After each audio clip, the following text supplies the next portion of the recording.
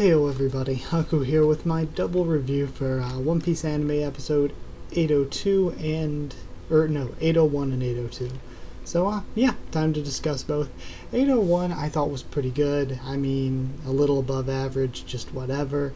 Episode 802 though I thought was actually really good, but let's go through, talk about each of them part by part so I don't forget anything. But 801 I thought did have a really short recap, to the point of having like no recap really. It was like almost none. So we then see Luffy bust out a double culverine, and Cracker is just so OP, constantly making, well, he can almost instantly make these Cracker soldiers that are each really strong, and he can make a near infinite amount. So he is a very strong enemy, and I love how powerful Cracker has been portrayed here in the anime over the course of these two episodes. Even to the point where even the King Kong gun could not get the win over him, and of course Gear 4 runs out, so Luffy needs to hide for 10 minutes to let his haki come back. So then we see Niji and Sanji fight and argue a bit more over the food that was thrown. Then we have lots of facial still frames here, just tons of them. Judge reveals that he has info on Zeph and that they're willing to threaten him if need be. Tamago's the one that told Judge about all of this. Then we have the Sanji and Zeph flashbacks all over again that we've already seen, but I thought that they were really good, and it just shows how, I don't know, how good early One Piece was, that like, even though this is once again just a flashback, I really enjoyed seeing the same flashback over again. Did not know that it was 70 days that they were on that island. I didn't remember that actual number. That is a really long time, but I thought that was great actually. I can honestly say I like this episode that was mostly flashback, that we've already seen a lot more than a lot of current stuff we've had. But to be fair, quality-wise, it still was repeating content, but it's understandable because of how long ago it was. But either way, I'd even give this episode 6.5, whatever those cheesy potato things were, 6.5 cheesy potato things out of 10. I thought I enjoyed it, above average. And then to talk about 802 now, starting with 802, I think I don't really have any thoughts on the recap for 802. It was normal One Piece length recap. I think the episode started like 5 minutes in, which is kind of whatever, kind of same old. But Nami comes in for the save with King Bomb to go and help Luffy, scoop him up, put him in Bomb's mouth, and run off. Brûlée, we see, is now up and running in the mirror world after last time we saw her being shocked pretty rough by Nami. Then we see Carrot and Chopper going around looking through different windows. The fake Sanji gag they did was funny. We see Big Mom walking through the halls, and man, Big Mom is just so hideous. We see again Cosette checking herself in the mirror and stuff, and Cosette for Sanji's wife, so much better than crappy pudding. Also, I don't remember. This is something that I think is different from the manga, because I don't remember seeing her there. I remember just what I remember from the manga, and of course this isn't spoiling anything, is I remember Sanji leaving that breakfast or whatever, and then the next time we see him, he's finding Cosette all bloodied and beaten and really messed up, and of course her injuries were worse in the manga than in the anime, because the anime is stupidly censored for some reason. But yeah, I remember Sanji just finding her. I don't remember them ever expressly confirming that it was Niji then.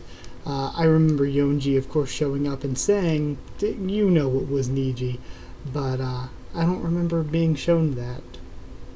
But either way, moving along, just pointing out that I think that's a difference between the anime and manga there. Yonji takes Sanji to this secret lab. We then cut away to see Cracker's Haki and Soul, or Haki Soul, whatever you want to call it, is so insane or badass. It like just destroys so many parts of this forest as he's walking through it. All the art was really good there, I thought.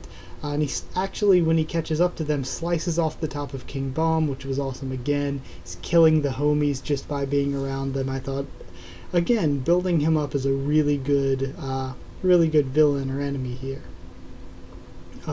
We then learn a bit about Judge from Yonju. We know that Judge now was part of an illegal research team, and he was with Vegapunk when he was young on that team.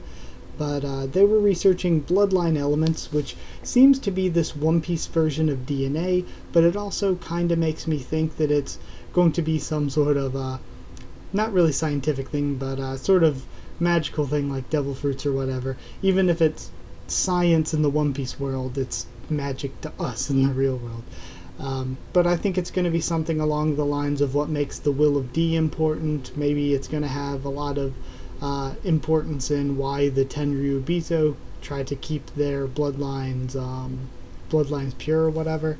So I do think that there is going to be some sort of importance in bloodline elements. It's even described as their version of the blueprints of life, kind of the One Piece version of DNA, I guess. But Vegapunk got arrested and the research team was bought out by the government. Judge escaped though and kept doing research on his own on duplicating and modifying human life. So pretty much he started cloning the talented soldiers in the Germa and made an army of them. And apparently clones don't know they're clones, even though they can see other people that look exactly like them. But I think that's just because of programming or whatever, because they're also programmed to obey orders from the Vinsmokes and to not fear death. And it takes about 5 years to grow one of them that looks... it takes 5 years to grow a biologically 20-year-old human, is what they say. So then Niji and Ichiji show up, Sanji kicks Niji, and we're left there at the cliffhanger. So, yeah, I thought that was a great episode. We got so much information and content. Because not only did we get all that information that I just went over on Judge, we still had all the stuff with Cracker and Nami and Luffy, all the stuff with Cosette and Sanji finding her before, all the stuff with Brûlé and Chopper and Carrot in the Mirror World. So we did get a lot of content this episode, which is always good for One Piece, because sometimes episodes are a little bit lacking in that. But the Germa secret and Judge backstory I thought was handled really, really well here. And I love the stuff with Cracker as well. Everything was good. I have no complaints.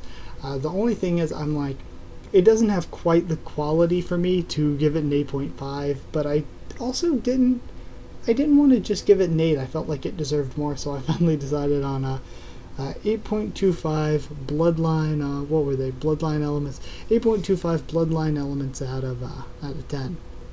So either way, hope you enjoyed the review of those two episodes. That's it. So if you did like the video, comment down there to tell me what you thought of these two episodes, what you thought of my thoughts on them. Subscribe for more One Piece, both anime and manga, much more on the channel. That's it. So thank you once again for watching, and I'll see you all next time.